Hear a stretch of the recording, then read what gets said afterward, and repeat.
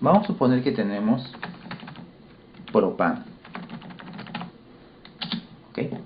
Y este gas propano va a pasar por 4 estados, formando un ciclo.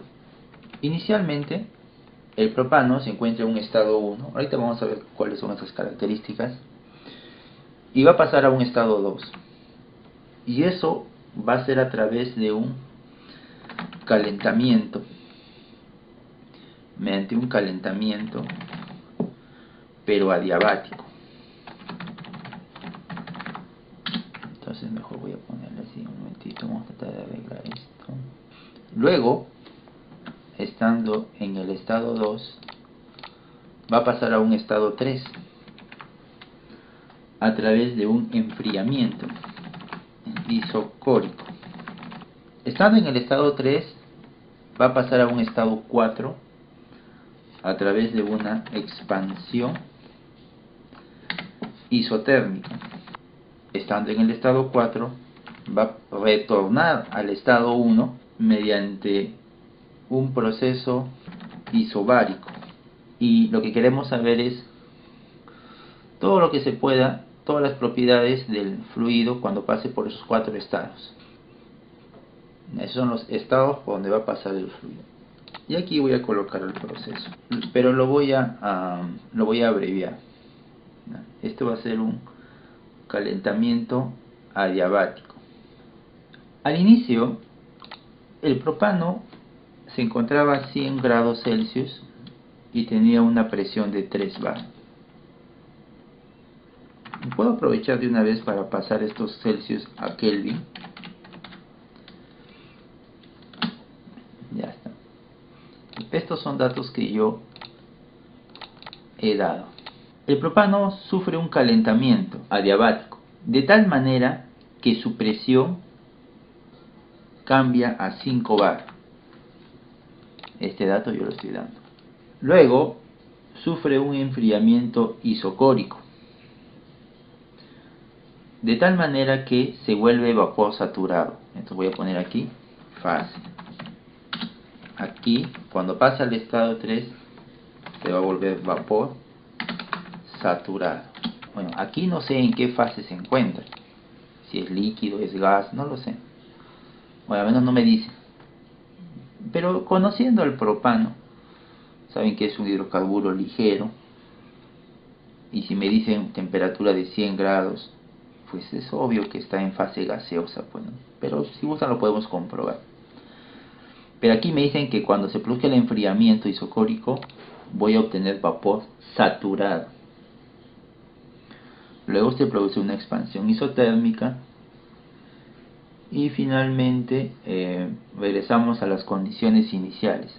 Si regresamos a la condición inicial, significa que la temperatura pues va a ser igual a 100 y la presión va a ser igual a 3. Ahora me preguntan cuál es, por ejemplo, el volumen molar. Determina la energía interna en cada uno de esos estados, un kilojoule por mol, por ejemplo. Podría determinar la entropía y también puedo sacar la entalpía si deseo. Puedo determinar cuánto trabajo se ha desarrollado en este proceso, o en este otro, o en este, o en este. El trabajo desarrollado se da cuando pasamos de un estado a otro estado. Entonces, en este calentamiento, ¿cuánto trabajo se ha desarrollado? ¿Cuánto trabajo se ha desarrollado aquí, aquí y aquí? Y también puedo determinar cuál fue el flujo de calor o cuánto calor se ha transferido.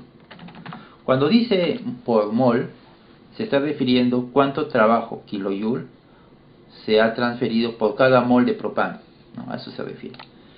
Y aquí cuánto calor se ha transferido por cada mol de propano. Eso también lo puedo determinar. También puedo determinar la variación de la energía interna. Pero la variación de la energía interna tiene que darse aquí, pues. Se va a utilizar una ecuación de estado. Va a ser el modelo SRK. Pero para usar el modelo SRK necesitamos algunos datos del propano. Por ejemplo, la temperatura crítica del propano, la presión crítica en bar y el factor acéntrico. Esos son datos del propano, ¿okay? Seguramente vamos a necesitar también la capacidad calorífica del propano.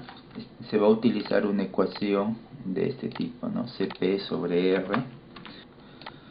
que aparece aquí, ¿ve? A, B, C, T, este no, porque vemos que en el propano no hay constante D.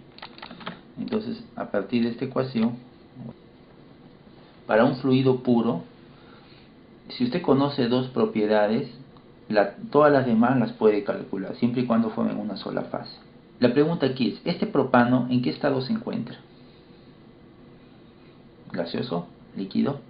Para una presión de 3 bar, que vendría a ser 0,3 bar, o perdón, 0,3 megapascal, que es más o menos por aquí, está entre 250 y 265, ¿ya? Podríamos interpolar, ya que sean 260 Kelvin. 260 Kelvin es menor que 373. Quiere decir que a 3 bar el propano se vuelve líquido a una temperatura aproximada de aquí, entre 260 Kelvin. Por encima de esa temperatura es gaseoso, por debajo de esa temperatura es líquido, a 3 bar. Yo estoy a 373 Kelvin, estoy por encima de estas temperaturas. Quiere decir que esto es gas. Esa es una forma de saber. Entonces, esto se encuentra en fase gaseosa. Ya está. El volumen molar lo puedo determinar a partir de estas dos propiedades, de la temperatura y la presión, utilizando justamente estas funciones del complemento. Junto cuando han descargado ustedes el complemento, también hay un archivo en PDF, que es una especie de manual, no manual, sino donde salen todas las funciones que tiene el complemento, con su respectiva descripción, para que sepan cómo se manejan las funciones, o sea, cómo deben escribirse las funciones. Entonces usted escribe igual SRK-volumen molar, abre paréntesis, es como si fuera una función más de Excel, y aquí va a colocar una serie de argumentos. ¿Cuál es? La temperatura, primero, pero en Kelvin, coma, luego la presión, pero en bar, coma, luego tiene que colocar las propiedades. ¿Qué propiedades? La temperatura crítica, la presión crítica y el factor acéntrico. Todo esto junto y en ese orden, y con estas unidades. A esto lo voy a poner F4 porque no quiero que luego se mueva. Cierro paréntesis, presiono Enter y ahí está el volumen molar. Voy a quitarle decimales. El volumen molar del propano. Esto que acabo de hacer es equivalente a que si usted hubiese hecho esto. Aquí está el modelo SRK, esta es la ecuación de estado. Y para calcular el volumen tiene que resolver el polinomio de grado 3. ¿Recuerda? Usábamos MATLAB.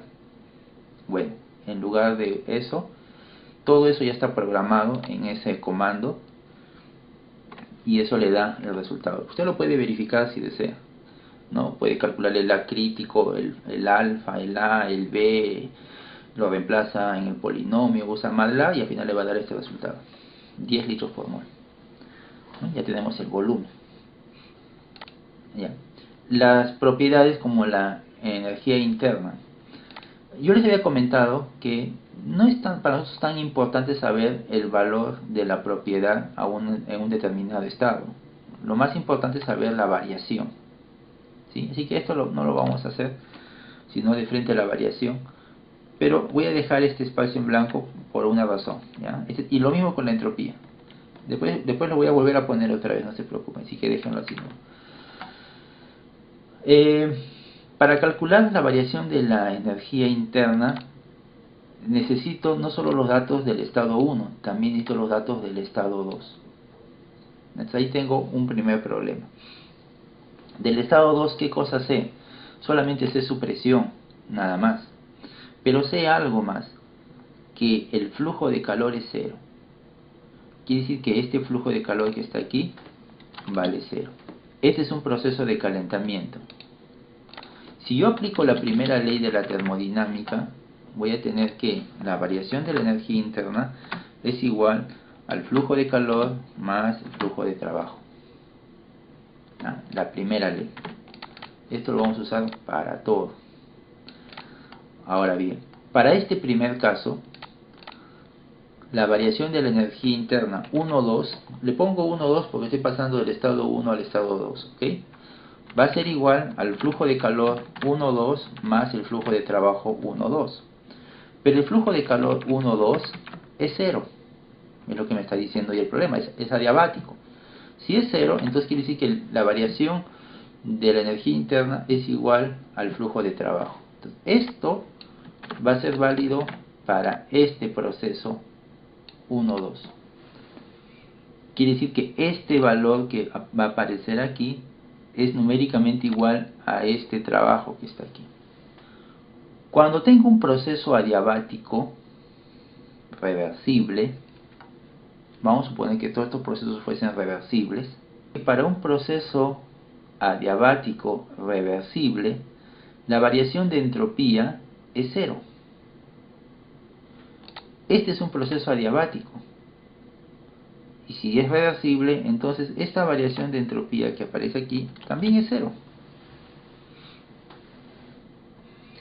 Si eso es así, entonces significa que la variación de la entropía 1, 2 es igual a 0, lo que acabo de escribir ahorita. Y eso a su vez significa que la entropía 2 es igual, la entropía 2 menos la entropía 1, pues es 0. La entropía 2 es igual a la entropía 1, por eso que la variación es 0. ¿A qué es igual la variación de la entropía? Ya sé que es 0, pero conceptualmente, ¿a qué es igual la variación de la entropía? Que aquí hay dos componentes. Por un lado, la variación de la entropía como gas ideal, más la entropía residual del estado 2, menos la entropía residual del estado 1. Y todo esto tiene que ser igual a 0. Esta entropía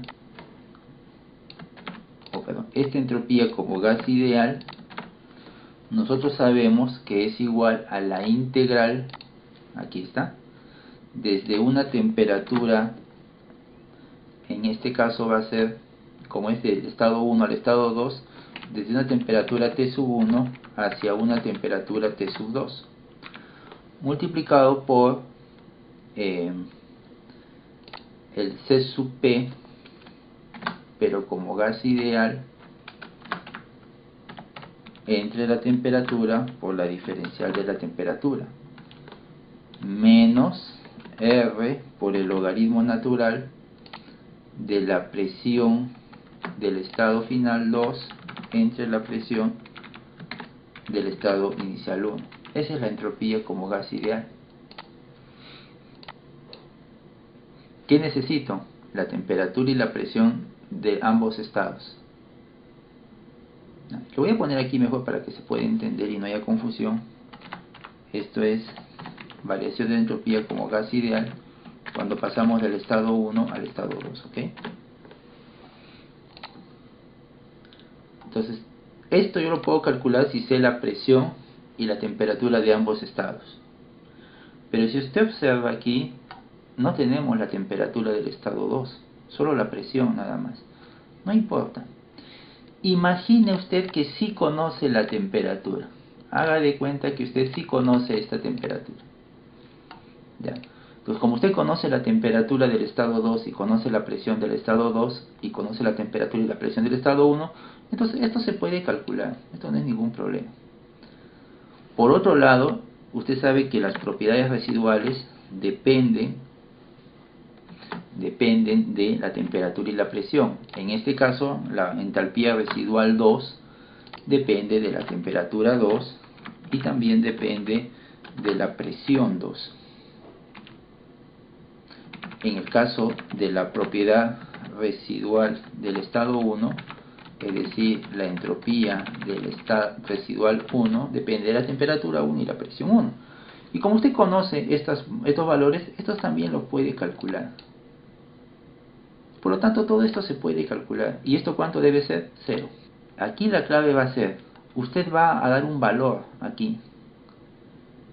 Un valor, el que usted quiera. Va a dar un valor y va a calcular todo esto. Y todo esto. Y todo esto. Y cuando lo reemplace aquí, debe salirle 0. Si no le sale 0, es porque el valor que has dado es incorrecto. Entonces le das otro valor, pues. Ya, muy bien, entonces voy a hacer eso. Entonces voy a preparar mi hoja de cálculo. Voy a colocar aquí, miren, voy a insertar una línea más. Y voy a agregar acá entropía residual en Joule por mol. En Joule por mol Kelvin. Y aquí voy a agregar una columna que sea variación de la entropía, pero como gas ideal. Pero para eso tengo que suponer primero un valor aquí. A ver, si usted supone un valor, ¿qué valor podría ser? Me dicen calentamiento. Entonces tiene que ser una temperatura mayor que 100, pues no le vas a poner una temperatura menor que 100. ¿A qué temperatura puede ser esa? No tan grande, 110. Ya, 110. Si fuese 110, lo voy a pasar a Kelvin, 273.15, 110. Estoy suponiendo ese valor. Y ya con eso puedo calcular las entropías residuales, tanto del estado 1 como del estado 2. Entonces voy aquí, para el estado 1, y voy a colocar. Ya, aquí voy a colocar SRK-SR, entropía residual. Abro paréntesis. La temperatura en Kelvin, coma, la presión en bar, coma, y las propiedades del propano. Y a estas propiedades le pongo F4. Cierro. Ya. Lo que acabo de hacer aquí es resolver toda esta ecuación, toda esta integral que está aquí. Ya está resuelto para el modelo SRK. Solo para el modelo SRK con estos valores. Me sale esto, menos 0.43 Joule por mol Kelvin. Y lo mismo puedo hacer para el estado 2, lo copio simplemente esta fórmula y esta es la propiedad, la entropía residual del estado 2. Ahora solamente me falta la entropía como gas, la variación de entropía como gas ideal. Y para eso tengo que reemplazar esta ecuación que está aquí, ¿no? Esta. Es decir, esto que está aquí lo tengo que reemplazar dentro de la integral. Pero antes de reemplazar tengo que despejarlo. Entonces el R pasa a multiplicar y tengo esto. Y esto lo tengo que reemplazar aquí, en esta integral. Esta integral, si lo reemplazo todo esto aquí, si reemplazo esto solamente aquí, voy a tener esto. La constante R puede salir de la integral. Ahí no va a haber mayor problema. La constante R sale. Y esta temperatura entra a dividir. Entonces, si divide, ¿no? Divide a cada uno de ellos y voy a tener simplemente esto. Si divide aquí, anula este y este le baja un término y queda así. Y esto se puede integrar, quedaría R, y la integral de esto es A por el logaritmo natural de la temperatura 2 sobre la temperatura 1 más B por la diferencia de temperatura T2 menos T1 más acá sería bueno para que se vea mejor ponerle el paréntesis, ¿no? Y ahora sí, B, diferencia de temperatura, más C entre 2 por la temperatura 2 al cuadrado sobre menos la temperatura 1 al cuadrado. Listo, y queda resuelto la integral, al menos esta integral que está aquí, ¿no? Quiero que también esté en Joule por mol Kelvin. Ojo, esto es muy importante, las unidades. Entonces voy a poner aquí, esto va a ser igual a la integral es todo R. ¿Cuánto vale R? R vale, bueno, voy a ponerlo mejor por aquí, voy a poner por acá abajito, R puede tener varios valores. En este caso conviene que esté en Joule por mol Kelvin. Conviene que esté, es 8.314.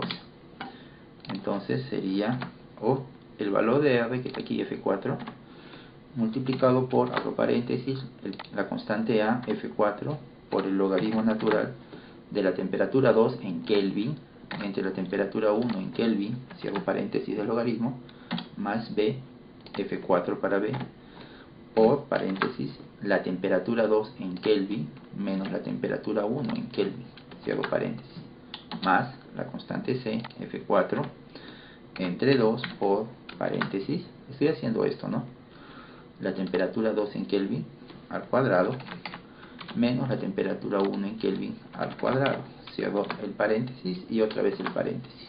Con todo eso tengo la integral, menos otra vez la constante R, aquí está acá abajo, F4, por el logaritmo natural, abro paréntesis, de la presión 2, aquí en bar. En el caso de la presión no importa la unidad porque se van a cancelar las unidades, así que presión 2 entre presión 1. Cierro paréntesis y listo. Y ya tengo la variación de la entropía como gas ideal.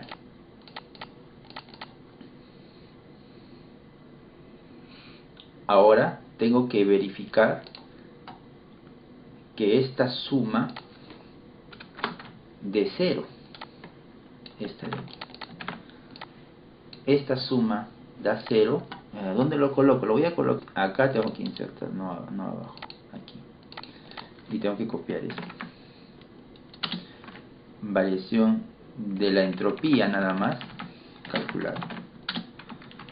¿Cuánto va a ser esto? Va a ser la variación de la entropía como gas ideal más la entropía residual 2 menos la entropía residual 1. ¿Cuánto le salió? Menos 2. ¿Salió 0? No salió 0. Tuvo que haber salido 0, ¿no? Porque esto nosotros hemos establecido. ¿Ya? Esto nosotros hemos establecido. ¿Por qué? Porque es un proceso adiabático. ¿Y ahora qué hago? Aplique solver. Voy a datos, solver, y digo, mi objetivo es que esta variación de entropía sea igual a 0, o aproximadamente 0. Y para ello voy a variar esta temperatura. Resuelvo. Ahí está la respuesta. La temperatura es 118. Con 118 eso me da una variación de entropía de 0, que es igual a lo que se supone que tenía que obtener. Ya tengo la temperatura, ya tengo la presión, y el volumen molar, ya eso lo copio de acá nomás. Con la temperatura y la presión ya tengo el volumen molar, que es 6,3 litros por mol. Y si quieres saber en qué fase está, bueno, a 5 bar, si revisamos aquí en esta tabla, que ya la perdí, a 5 bar, o sea 0,5, la temperatura donde se vuelve líquido es menos de 280 Kelvin. Y aquí tengo 391. O sea que esto sigue siendo gas. Entonces ya tenemos la temperatura del estado 2 que cumple con la condición de un proceso de calentamiento adiabático, donde la variación de la entropía, ya con la temperatura calculada, puedo determinar la variación de la energía interna. La variación de la energía interna está dada por, en este caso del proceso 1,2, va a ser igual a la variación de la energía interna como gas ideal del proceso 1,2 más la energía interna residual del estado 2 menos la energía interna residual del estado 1. Esta variación de la energía interna como gas ideal sabemos nosotros que es igual a la integral de la capacidad calorífica a volumen constante de un gas ideal desde una temperatura, en este caso T sub 1, hacia una temperatura final T sub 2. Y por otro lado, estas energías internas residuales dependen de la temperatura y la presión del respectivo estado. Ahora, aquí hay un detalle. Yo no tengo la capacidad calorífica a volumen constante. Lo que tengo es la capacidad calorífica a presión constante. Entonces, sabemos nosotros que esta capacidad calorífica a presión constante menos la capacidad calorífica a volumen constante es igual a la constante de los gases ideales. Por lo tanto, la capacidad calorífica a volumen constante va a ser igual a la capacidad calorífica a presión constante menos la constante de los gases ideales. De esta manera yo podría tener una expresión para la capacidad calorífica a volumen constante si aquí reemplazo esto que tengo acá. Si lo sustituyo, voy a tener esto. Si agrupo este R, este menos 1 ingresaría aquí y tendría esto, ¿no? Y ya con esta expresión ya podría calcular esta variación de la energía interna como gas ideal. Entonces si reemplazo, aquí me falta, disculpen, aquí es por la diferencial de T, si reemplazo aquí, entonces puedo resolver esto y me quedaría lo siguiente, ¿no? Tendría R multiplicado por todo esto. Esta constante puede salir de la integral, así que solamente tendría que integrar esto que está aquí, sería la constante A menos 1 que multiplica a la temperatura 2 menos la temperatura 1 por la diferencia de T2 menos T1 más B entre 2, esto lo puedo copiar de aquí, por T2 al cuadrado menos T1 cuadrado más C entre 3 por T sub 2 al cubo menos T sub 1 al cubo. Entonces ya tengo cómo calcular la variación de la energía interna como gas ideal. Y las propiedades residuales pues se obtienen a partir de una ecuación de estado. Así que entonces con esto lo voy a colocar por aquí, este también. Listo, con esto ya puedo hacer los cálculos respectivos, pero para ello voy a tener que insertar algo muy parecido a lo que hice aquí. Voy a insertar dos filas, a ver, mejor una fila, y voy a colocar aquí variación de la energía interna como gas ideal en kilojoule por mol, y luego las energías internas residuales en kilojoule por mol. Estas energías internas residuales se pueden obtener a partir de la temperatura, la presión y la ecuación de estado. Entonces pongo SRK UR, energía interna residual, temperatura en Kelvin, presión en bar y las propiedades críticas más el factor acéntrico del propano F4, cierro paréntesis, listo. Ahora aquí hay un detalle que me estaba olvidando. Aquí hay un detalle muy importante, y es que las unidades de la energía interna está dado en joule por mol, ¿ya? Esto de aquí, esto genera unidades en joule por mol, así que como yo quiero kilojoule por mol, lo voy a dividir entre 1000. Listo, ahora está en kilojoule por mol. Esto lo copio para el estado 2. Ya tengo la energía residual y ahora puedo calcular la variación de la energía interna, o perdón, la variación de energía interna como gas ideal, utilizando esta ecuación que está aquí. ¿Ok? Entonces voy a colocar aquí, sería la constante R que está, ojo que aquí la constante R está, F4, está en joule por mol Kelvin y yo necesito que esté en kilojoule.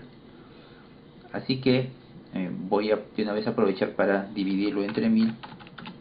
Ahora ya está en kilojoule y lo multiplico por paréntesis, otra vez paréntesis, la constante A, F4 menos 1, cierro paréntesis, por paréntesis, la temperatura 2 en Kelvin menos la temperatura 1 en Kelvin, cierro paréntesis, más la constante B, F4 entre 2 por paréntesis, temperatura 2 en Kelvin al cuadrado menos temperatura 1 en Kelvin al cuadrado, más constante C, F4 entre 3 por paréntesis, temperatura 2 al cubo menos temperatura 1 al cubo, cierro paréntesis de la resta y cierro paréntesis del corchete. ¿Okay? Ya tengo la variación de la energía interna como gas ideal. Y por último ya tendría esto de aquí, ¿no? La variación de la energía interna entre el proceso 1-2 estaría dado por la variación de la energía interna como gas ideal más la energía interna residual 2 menos la energía interna residual 1. Y ya tengo con ello cómo varía la energía interna cuando pasa el fluido del estado 1 al estado 2. El trabajo. Bueno, ¿cuánto trabajo se ha producido cuando ha habido este cambio de estado? Ahí aplico esta ecuación. Bueno, la variación o el trabajo producido va a ser igual a la variación de la energía interna cuando pasamos del estado 1 al estado 2, o sea, es esto. Positivo, ¿qué significa ello? Que el sistema, el propano, cuando pasa al estado 2, recibe trabajo de los alrededores. Es decir, los alrededores hacen trabajo sobre el sistema. Positivo significa energía que ingresa al sistema, energía que ingresa al propano. Al propano está ingresando 1,459 kilojoules de energía por cada mol de propano, pero energía en forma de trabajo. Eso significa que al propano lo están comprimiendo, ¿no? Y esa compresión se puede ver aquí. Miren cómo el volumen cambia. De 10 litros por mol cambia a 6 litros por mol. Se ha reducido el volumen. Ha habido una contracción. Entonces, en este calentamiento ha habido una contracción, ¿no?, del gas. Muy bien, listo. Ya tenemos entonces, esto lo voy a poner por aquí arriba. Esta ecuación es muy importante, de esto vamos a sacar casi todo. Ya tengo el primer proceso. Vamos por el segundo. En el segundo me indican que hay un enfriamiento isocórico. Si es isocórico, significa entonces que el volumen molar se mantiene constante. El volumen molar es este. Entonces voy a poner por aquí que el volumen molar del estado 3 es igual que el volumen molar del estado 2. Por otra parte, me dicen que el fluido pasa a vapor saturado. Si pasa a vapor saturado, eso significa que la temperatura y la presión están relacionados. Si yo establezco la temperatura, automáticamente se obtiene la presión. ¿Correcto? Ahora bien, ¿pero cómo puedo hacer eso? Bueno, para ello, dado que estamos utilizando la ecuación de estado, SRK, usted tendría que resolver esto, las ecuaciones de cambio de fase. Por ejemplo, para el caso del modelo de Penn-Robinson, este es el resultado y a través de esto usted puede obtener la presión a la cual se produce el cambio de fase, ¿no?, o la presión de saturación. Claro, acá no hay un cambio de fase, pero ahí lo que hacemos es llegar a una condición de saturación. Bien, entonces, ¿cómo resolver esta parte de aquí? Ya, otra cosa. Además, si aplicamos la primera ley de la termodinámica a este proceso 2-3, ¿qué vamos a encontrar? Que como la variación de volumen es cero, eso significa entonces que no hay trabajo. No hay trabajo de expansión-compresión. Como no hay trabajo de expansión-compresión, entonces vamos a tener que la variación de la energía interna producto del proceso 2-3 va a ser igual únicamente al flujo de calor del proceso 2-3, puesto que no hay trabajo, porque la variación del volumen es cero, no hay trabajo de expansión-compresión. Entonces aquí se cumple esto. Entonces aquí donde dice trabajo, el trabajo es cero. Voy a hacer lo siguiente, voy a también aquí suponer una temperatura. Ahora, como dice enfriamiento, entonces debe ser una temperatura menor que 118. Por ejemplo, como dicen enfriamiento, una temperatura menor a 118, bueno. Pero aquí hay que tener mucho cuidado, Esta temperatura tiene que ser tal que el propano pueda llegar a la condición de vapor saturado. ¿Correcto? Y para eso tenemos que estar en una temperatura que me lleve hacia la región de coexistencia.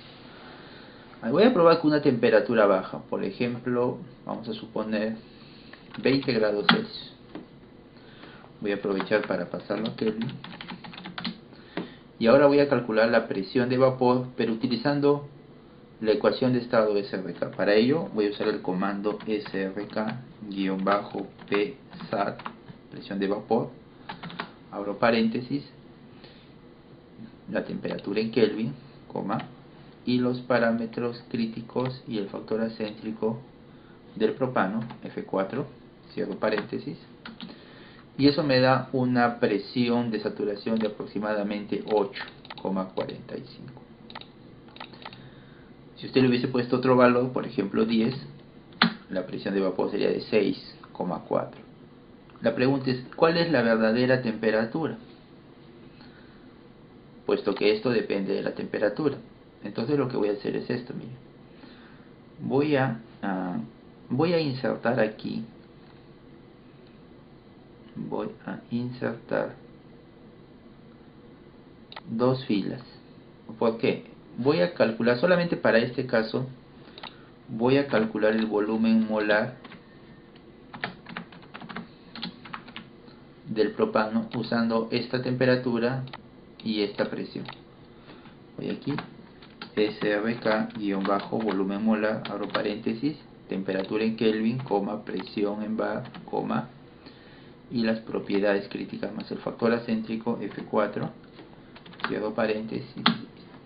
Según el modelo SRK, para esta temperatura y esta presión, el volumen molar es de 3,2 litros por mol. Pero se supone que debería ser 6. Lo que pasa es que esta temperatura está mal. Mira, si le cambias a 20, te da 2,4. No es 20. A ver si le pongo 2, sube a 4. Ajá, entonces tengo que buscar una temperatura tal que genere una presión de vapor que junto con la temperatura tenga un volumen que sea igual a 6,3, porque este es un proceso isocórico. Entonces tengo que comparar estos dos números. Voy a poner acá desviación del volumen molar. Voy a poner valor absoluto. Este es el valor que he calculado menos el valor que debería ser, 6,3, ¿cierto? Tengo una desviación, una diferencia de 2,27. Entonces mi objetivo ahora es buscar una temperatura tal que haga que esta desviación sea 0. Voy a Solver y digo, mi objetivo es que esta desviación sea 0, y para ello voy a variar la temperatura. Resuelvo. Aquí me ha salido una advertencia. Lo voy a volver a hacer.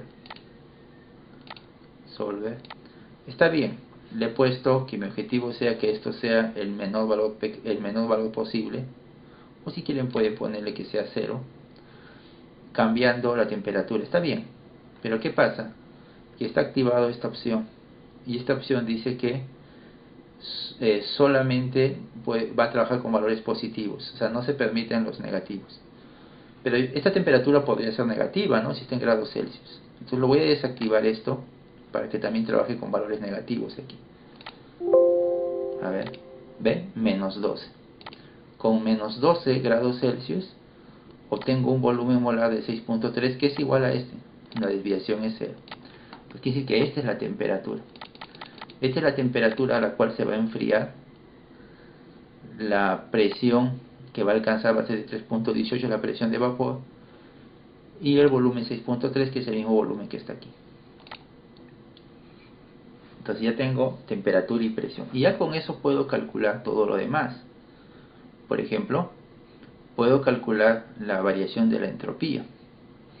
Pero para la variación de la entropía, esta que está aquí, no, perdón. Sí, esta que está aquí. Para esta variación de la entropía necesito de la variación de la entropía como gas ideal y de las entropías residuales. Entonces esto que está aquí, como está jalando a esto, lo voy a copiar por acá. Ya tengo la entropía residual del estado 3 y también puedo calcular la variación de la entropía como gas ideal entre el estado 2 y el estado 3. Y eso me va a permitir calcular aquí la variación de la entropía. Pero no lo voy a poner acá porque esto estaba aquí. Lo voy a poner en esta misma fila. Entonces aquí va a ser igual la variación de la entropía. Bueno, va a ser similar a esta que está aquí. Esto. Aquí no tiene por qué ser 0. Vamos a borrar esto un momento. Sino que aquí va a ser la variación de la entropía para pasar del estado 2 al estado 3. Va a ser igual a esto y a esto, ¿no? Ahora va a ser así. Entonces, esto va a ser igual a la variación de la entropía de como gas ideal 2,3 más la entropía residual 3 menos la entropía residual 1. Ya tengo la variación de la entropía, ¿no?, del proceso 2,3. Y puedo hacer algo similar con la energía interna. Con la energía interna también tendría acá energía interna, y aquí también, y aquí también.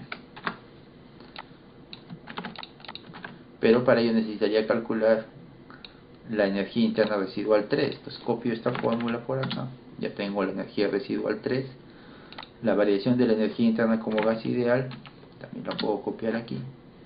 Y la variación de la energía interna sería menos 9.48. Y como la variación de la energía interna es igual al flujo de calor, entonces el flujo de calor va a ser igual a esta variación de la energía interna. En el estado 4, o para llegar al estado 4, me indican que la temperatura no cambia. Si la temperatura no cambia, entonces esto va a ser igual a menos 12,51.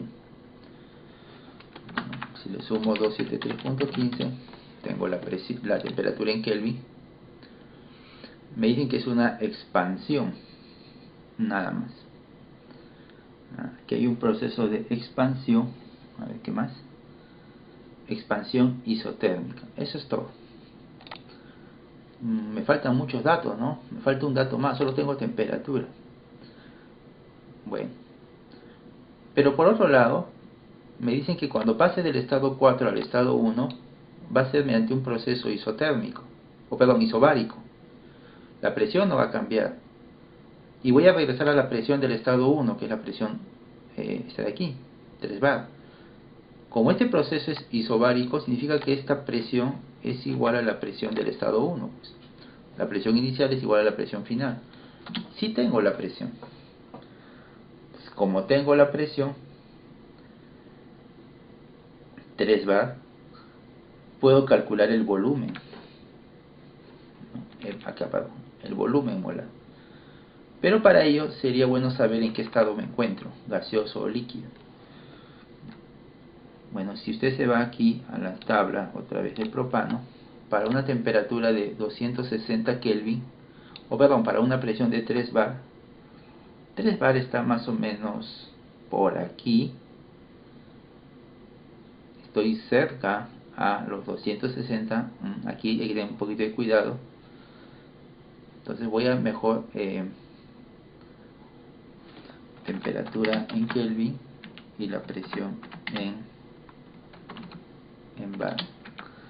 Según esta tabla, las propiedades de saturación para el propano, a ver, voy a poner solamente aquí 250 o 235, 250, 265, 280, y las presiones son 1.203, 2.1798, 3.6693 y 5.8173. Esas son las presiones de vapor. Ahora, a ver, rápido nomás, voy a hacer un gráfico. A propósito, voy a poner esa línea solamente para que se vea algo. Esta es la temperatura y este de aquí es la presión. Ya está. Acepta. Ahora voy a insertar el dato X, temperatura, aquí está, en 260, y Y, la presión 3 bar. Muy bien. ¿Dónde está ubicado? Está ligeramente más abajo. Está ligeramente más abajo. No está encima. ¿Ven? Está un poquito más abajo. Muy bien. ¿Eso qué significa? Que estamos en fase gaseosa. Ya, correcto. Entonces, estamos en fase gaseosa. Voy a poner aquí, este es un gas. Y ahora voy a calcular el volumen molar. Entonces tengo aquí SRK-volumen molar, abro paréntesis, temperatura en Kelvin y la presión en bar, coma, y las propiedades críticas más el factor acéntico F4. Ya está. 6.70 es el volumen molar en el estado 4. Ya con esto puedo otra vez volver a calcular todo lo demás, ¿no? Pero aquí, ojo, aquí no me dicen si es adiabático o si el volumen no cambia. Por lo tanto, en el proceso 3.4, voy a tener lo siguiente. 3.4, voy a tener flujo de calor 3.4 más trabajo 3.4. Voy a tener esos dos. La variación de la energía interna se puede calcular porque puedo calcular la energía interna residual del estado 4, ¿no? Porque tengo los datos, temperatura y presión.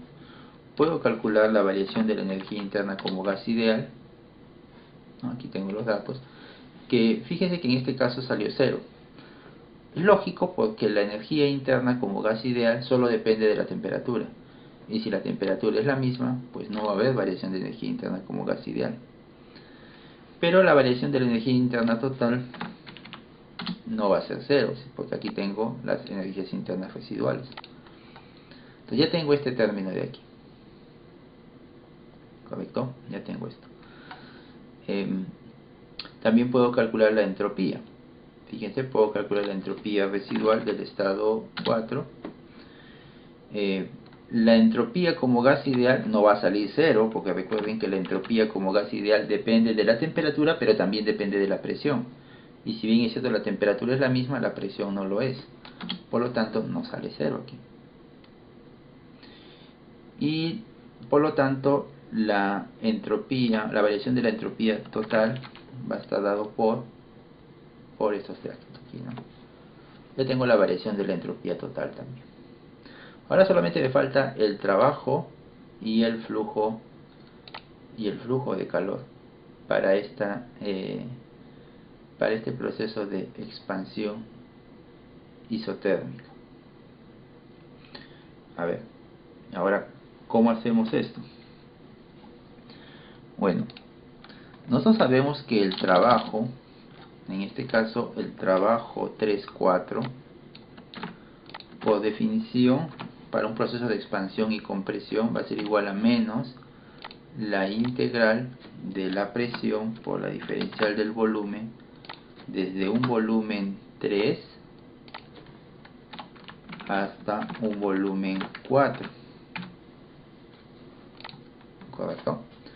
Como estamos utilizando la ecuación de estado SRK, entonces usted tendría que reemplazar el modelo SRK, que está aquí, voy a poner por acá, donde la presión es igual a RT sobre B menos B menos A sobre el volumen molar sobre el volumen molar más B. Usted tendría que reemplazar todo esto aquí. Como la temperatura no cambia, la temperatura va a ser constante. Y va a tener que luego integrar respecto al volumen y reemplazarlo entre los límites de integración. Y de esa manera va a tener el trabajo. ¿Ok? Entonces, eso se podría realizar sin ningún problema. Sin embargo, en el complemento de Excel ya está programado eso. Así que voy a poner aquí simplemente igual SRK-B doble, que es el trabajo, abro paréntesis, y lo que necesito es la temperatura a la cual se desarrolla. Como es un proceso a temperatura constante, entonces puede ser cualquiera de estas dos temperaturas. Voy a escoger este, F4, y los volúmenes desde el inicial al final, es decir, desde este volumen molar, este que está aquí, hasta este otro volumen molar, del inicial al final. Y luego voy a necesitar las propiedades críticas y el factor acéntrico, F4, y nada más. Cierro, pero aquí el resultado que se va a generar va a estar en Joule por mol. Y como estamos trabajando en kilojoule por mol, entonces lo divido entre 1000. Y ya tengo el trabajo de expansión-compresión. Salió un valor negativo. ¿Qué significa que sea negativo? Pues que el sistema que está pasando del estado 3 al estado 4 está rechazando energía en forma de trabajo hacia los alrededores, energía que sale del sistema. Como es trabajo, significa que el sistema está comprimiendo a los alrededores, es decir, el sistema se está expandiendo. El gas está sufriendo un proceso de expansión. ¿Correcto? Y eso lo podemos verificar acá. Mire, el volumen inicial era 6.3 litros por mol y luego era 6.7. Hay una expansión. Como el gas se expande, entonces realiza trabajo hacia afuera. Y como ya tengo el trabajo, ya puedo calcular el flujo de calor. El flujo de calor estaría dado por la variación de la energía interna menos el flujo de trabajo. Y tengo un flujo de calor de 0,145 kJ por mol. Listo. Ahora solo falta el último proceso, el proceso 4.1. Aquí yo ya conozco todas las condiciones del estado 1, porque ya lo he calculado por acá. Entonces simplemente las voy a copiar, ¿no? Ya sé que el estado 1 es un gas. También sé el volumen molar del estado 1. Voy a checar aquí. ¿Qué más? Sé la energía interna residual del estado 1. Sé la entropía residual del estado 1. Esta información ya lo tengo de acá. Muy bien, entonces solamente sería cuestión de calcular, por ejemplo, cuánto varía la energía interna. Bueno, para eso la variación de la energía interna como gas ideal lo calculo por aquí, y la variación de la energía interna del gas real sería esta. Lo mismo puedo hacer con la entropía como gas ideal, que tiene este valor, y la entropía del gas real, que tiene este. Otra vez, si aplico la primera ley al proceso 4.1, voy a tener esto. Variación de energía interna 4.1 es igual al flujo de calor 4.1, trabajo 4.1. ¿Correcto? Eso voy a tener aquí, para este caso.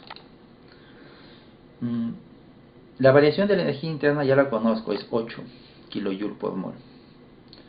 Pero me falta el flujo de trabajo y el flujo de calor. ¿Y cómo calculo ahora esto? Bueno, puedes aplicar la misma ecuación que está aquí. solo que ahora va a ser el trabajo 4-1 y va a ir desde un volumen 4 hacia un volumen 1. Pero el detalle está ahora que este proceso es isobárico, la presión no cambia. Como es isobárico, entonces esta presión puede salir de la integral por ser constante. Si esto sale de la integral, ¿a qué es igual esta integral? Pues va a ser igual a la variación del volumen final B sub 1 menos el volumen inicial B sub 4. ¿No? Entonces lo voy a poner aquí. Entonces ya tienes el trabajo 4-1. Vamos a ponerlo por acá. Ya tienes este trabajo 4-1. Solo que hay un pequeño problema. Si tú haces esta operación, la presión está en bar y el volumen está en litros por mol. Y tu valor de trabajo está en kilojoule. Entonces ahí hay que aplicar un factor de conversión. Ahorita lo vamos a hacer eso. Menos la presión, puede ser cualquiera de las dos, es la misma, por paréntesis el volumen final, o sea el volumen molar 1, que es 10, menos el volumen inicial, el volumen molar 4. Ya, hasta ahí tienes bar litro mol. Para pasarlo a kilojoule mol, a ver, ¿cómo tendría que ser esto? Es bar litro mol, ¿no? Un bar tiene 10 a la 5 pascal. Un metro cúbico tiene 1000 litros. Por lo tanto, si lo multiplico por 100, lo estaría pasando a joule, unidades internacionales. Pero como es kilojoule, lo tengo que dividir entre 1000. 100 entre 1000 entre 10, entonces lo divido entre 10 y ya está. Este es el trabajo en kilojoule por mol.